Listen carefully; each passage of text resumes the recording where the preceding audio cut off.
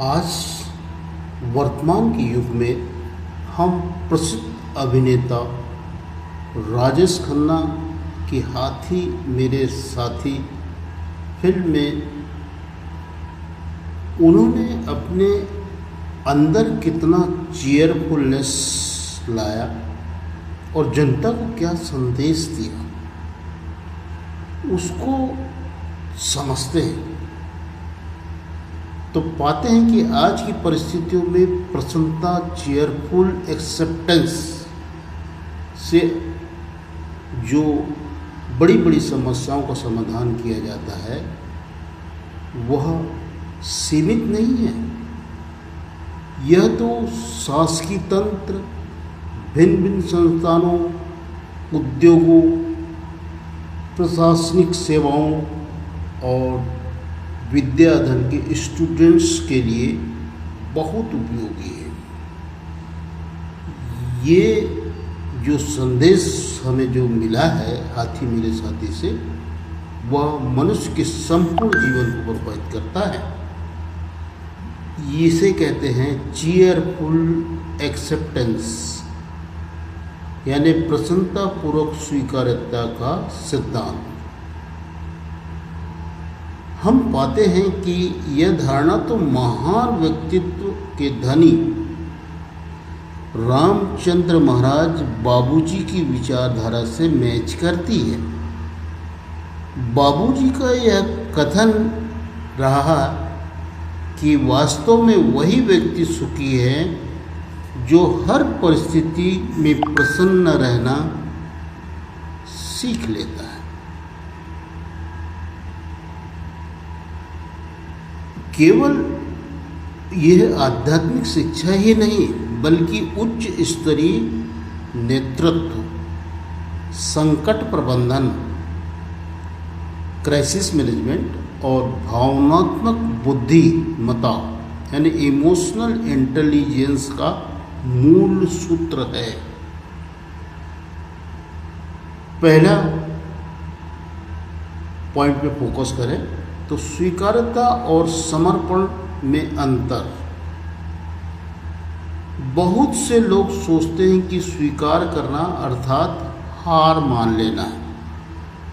यह गलत है। एक कुशल नेतृत्वकर्ता समस्या को स्वीकार करता है लेकिन उनके सामने समर्पण नहीं करता। स्वीकारता का अर्थ है जो वास्तविकता है पहले उसे स्पष्ट रूप से देखो, फिर समाधान की दिशा में कार्य करो। अस्वीकारता,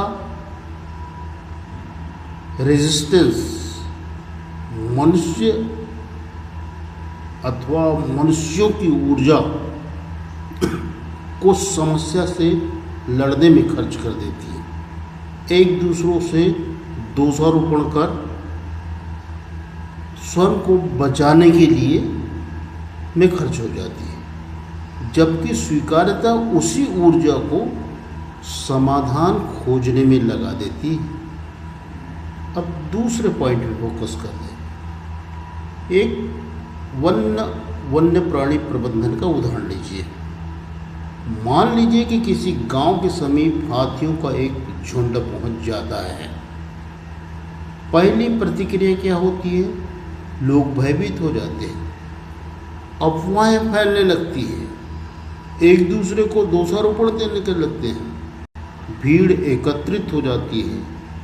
कुछ लोग हाथियों को असुरक्षित ढंग से भगाने का खेता करने देते हैं, उन्हें नफरत की भावना से देखने लगते हैं। परिणाम क्या होता है? स्थिति और अधिक खतरनाक हो जाती है। अब एक प्रशिक्षित नेतृत्वकर्ता अधिकारी की मानसिकता देखिए। वह पहले स्थिति को स्वीकार करता है। हाँ, हाथी यहाँ है, वह वर्तमान वास्तविकता है। वह घबराता नहीं है, भीड़ को नियंत्रित करता है, सुरक्षित दूरी बनवाने के लिए प्रयास करता है। हाथियों को संभावित मार्ग का आकलन करता है, यानी उसने वास्तविकता को स्वीकार कर लिया है, इसलिए उसका मन समाधान खोजने के लिए लग जाता है। यह है चेयरफुल एक्सेप्टेंस इन एक्शन। अब तीसरे पॉइंट पर फोकस करते हैं। कॉर्पोरेट जगत का उदाहरण लीजिए। मान लीजिए कि किसी कंपनी की बिक्री अचानक 30% गिर गई। एक कमजोर प्रबंधक कहेगा, यह नहीं होना चाहिए था, बाजार गलत है, लोग हमारी कदर नहीं करते, यह शिकायत करता रहेगा। दूसरी ओर एक उत्कृष्ट प्रबंधक कहेगा, ठीक है, यह स्थिति है, अब कारण क्या है? वह डेटा का अध्ययन करेगा, ग्रामीणों की प्रतिक्रिया समझेगा, नई रणनीति बनाएगा। स्वीकार्यता ने इसी पीड़ित नहीं बल्कि समाधान करता यानी प्रॉब्लम सॉल्वर बना देगा। देखिए, हमारा वन्य प्राणियों का प्रबंधन में भी यही चीज। देखिए, जो प्रसिद्ध अभिनेता राजेश खन्ना थे, वह कोई वन अधिकारी नहीं थे, इंजीनियर भी नहीं थे, डॉक्टर भी नहीं थे, वो नेता भी नहीं थे, परंतु उन्होंने जो अभिनय किया वह अंदर से किया। अंदर फिल्म की थीम को अच्छे से स्वीकार किया। हाथियों से घुले मिले, उनके महावतों से उनके बारे में सीखा और जो अभिनय कर दिया, वो अभिनय साधारण अनुभव नहीं था, वह सभी तकनीकियों से परे था, क्योंकि वह अंदर से प्रस्फुटित होकर के चित्रों फिल्मों के रूप में सामने आया था। तो इतना स्पष्ट है कि जब तक नेतृत्वकर्ता समस्या मूलक स्थान पे जाकर अपनी व्यक्तिगत उपस्थिति देना होगा। फाइलों से